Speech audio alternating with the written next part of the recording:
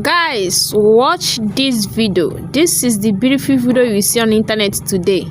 Ekene Umenwa and her husband bought a new car and other items to appreciate her mother-in-law for taking care of their baby Ekene Umenwa for 1 year.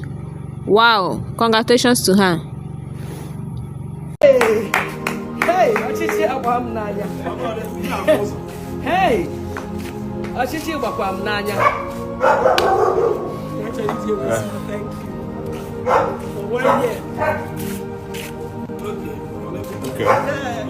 Hey, ọ gịnị na-emezi ebe a? Hey, oke ọgọ. Hey, gịnị ka akparị m n'aka? Hey. Ike nwanne m. Hey! Ike. O nwere mere ike ọ dị. Hey! Nke na-eme isi. Hey! Nke na-ekwe m. Nke na-ekwe m. Ka ọ na. Nke na-ekwe m. Hey, onye dịka. Nwanne m. Na-ekwe m. Ka ọ na, ọ dịghị ọyị. Iwe go. Asa gịnị ka m na-eme nwa?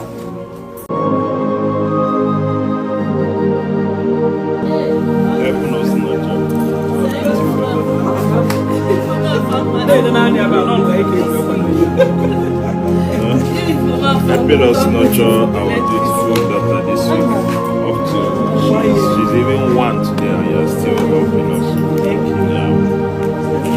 We just want to say thank you for everything. Thank you for. There is no gift I can give that will equal the help that you've helped us. Ekene Umenwa is also your daughter, and we just want to say thank you. So in addition to that,